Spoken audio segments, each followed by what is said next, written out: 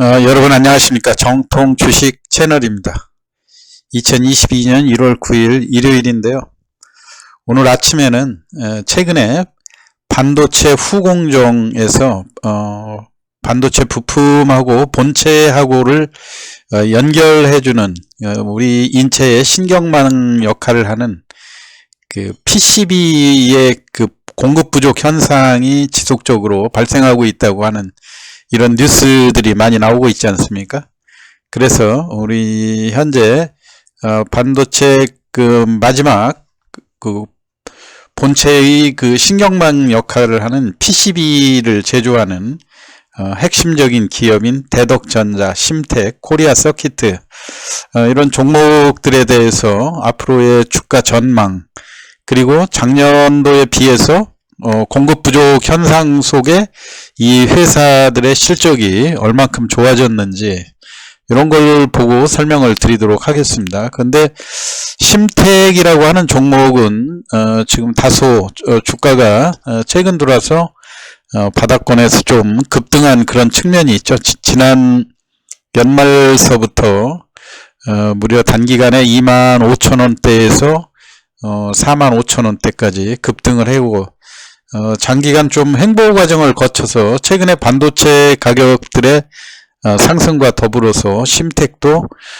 주가가 다시 48,000원을 고점으로 기록한 다음에 45,000원 선에서 반등하는 그런 모습인데, 단기적으로 물론 심텍에 대한 실적도 많이 호전된 측면도 있고 시가총액도 1조 4천억이어서 대덕전자보다는 조금 영업 실적 면에서 우수한 면은 있지만은 가격적으로 접근하기에는 오히려 심텍보다는 대덕전자가 더 유리하지 않을까 하는 그런 측면이에요. 코리아 서키트도 마찬가지고요. 단기적으로 좀 급등 국면에서 최근에 3만원이 넘는 요 가격대에서는 쉽게 상방 탈출하는 그런 모습이 조금 힘들어 보이는 그런 모습이기 때문에 가격적으로나, 그리고 작년에 적자였다가 아니죠, 2020년에는 적자를 기록했다가 작년도 3분기까지 큰 폭의 이익 신장을 거둔 대덕전자를 중심으로 해서 알아보도록 하고요. 여러분들 PCB라고 하는 것은 우리가 잘 알듯이요, 반도체 그 컴퓨터라든가 또는 스마트폰 또는 모든 전자부품의 뒷면을 보면 이렇게 다양한 그 전자부품들이 그 한 곳에 이렇게 집중되어 있는 모습들 아닙니까?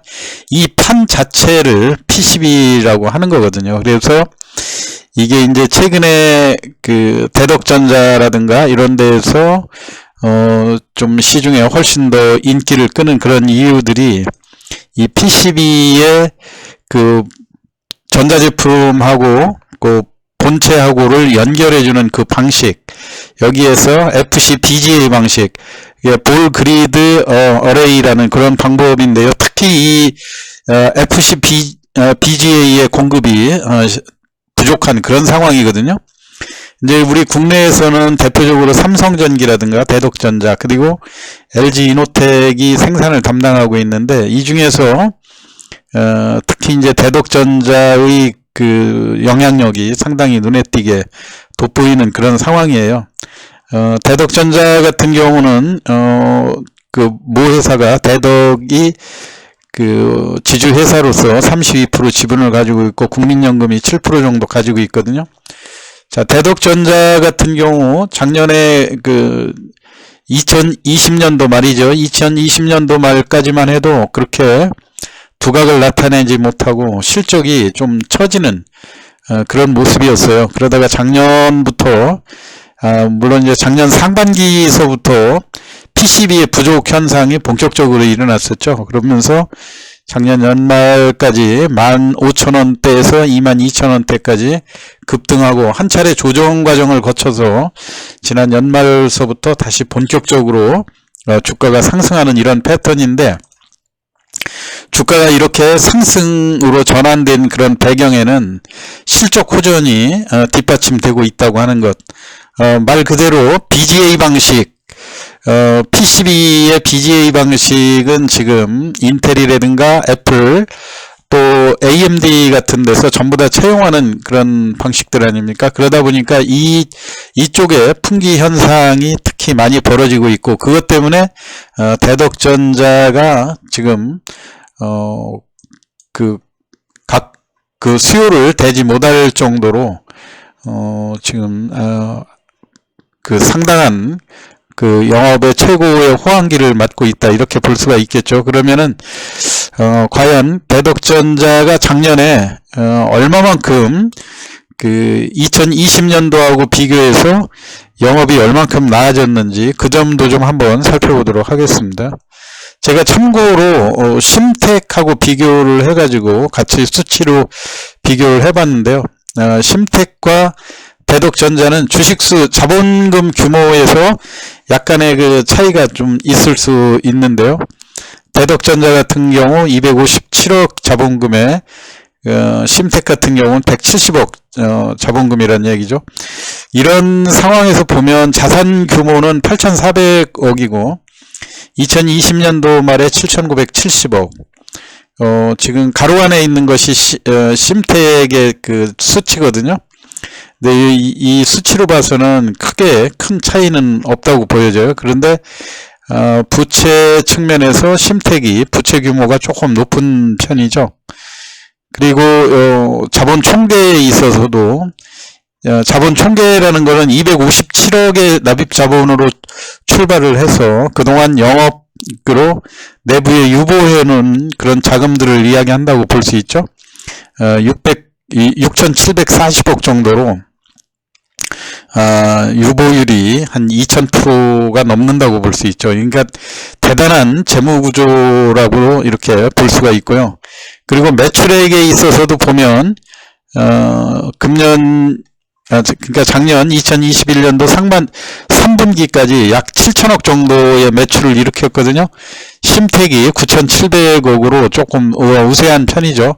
그것 때문에 심텍의 주가가 지금 48,000원대 있는 반면에 대덕전자가 23,000원이다, 이렇게 볼 수는 있는데 아무래도 여러모로 볼 때 대덕전자의 가격이 다소 저평가된 그런 상황이 아닌가, 이렇게 분석이 되고 있어요. 영업이익에서 볼 때도 지금 대덕전자 같은 경우 473억 영업이익을 보여줬고요. 심텍은 969억이었죠.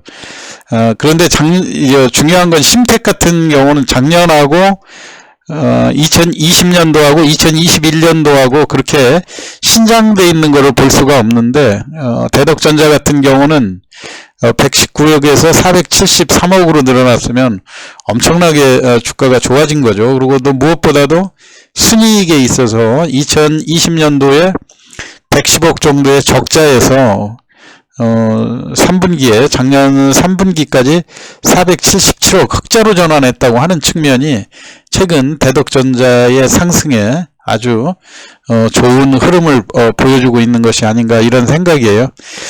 전체적으로 보면 지금 대덕전자 같은 경우 시가총액이 1조 1000억인데 1조 1000억에 비해서 기존에는 2020년도에 적자를 냈기 때문에 이 퍼가 여기에 산정이 안 된 이런 상황인데 현재 2분기까지의 퍼가 20 정도의 지금 기록을 하고 있다고 하는 측면에서는 지금 영업 신장률이 엄청나게 좋아졌다, 이렇게 볼 수가 있는 거죠. 그렇게 하고 지금 현재도 PCB 분야의 공급이 달릴 정도니까요. 남은 그 3분기까지 이제 추가적인 이 2021년도 4, 4분기의 실적이 곧 공개될 그런 예정인데 영업 신장세가 늘어날 걸로 예상이 되고, 무엇보다도 지금 현재 그 삼성전자도 그 어려운 와중에 반도체의 최고 실적을 구가하는 그런 상황에서 대덕전자의 영업 신장률이 갈수록 돋보이지 않을까.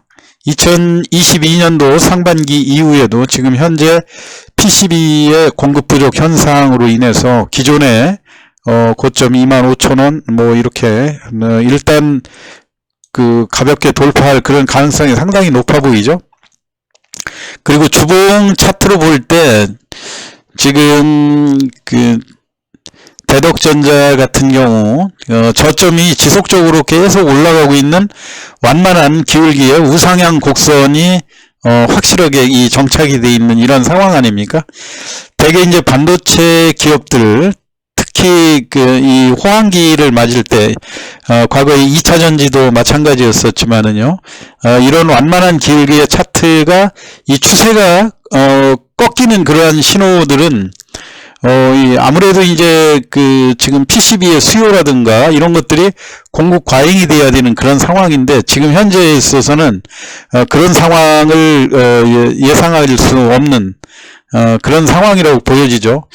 전에 이제 HMM이라든가 이런 것들 해운 단가가 올라갈 때 지속적으로 주가가 강세를 보이면서 올라갔었던 그런 사례들도 있고요. 이제 이게 물론 예로 든 상황인데요. 2020년도에 코로나로 인해서 해운 물통량이 급격히 증가를 할 때, 그때가 이제 제일 바닥권이 3,000원대에서부터 이게 이제 국제 물통량이 이제 한 번에 증가를 하면서 상하이 운임지수라든가 이런 것들이 급격하게 상승하는 이런 추세에서 HMM의 가격 변동을 많이 보여준 이런 사례 아닙니까? 물론 이제 최근에 들어서 이제 전환사채를 또 다시 주식으로 전환하는 이런 문제들도 있었고, 그 다음에 이제 피크를 치던 국제 해운 운임 단가가 하락하는 이런 추세에서 장기적으로 다시 또 완만한 기울기로 하락하는 추세로 바뀌긴 했는데요.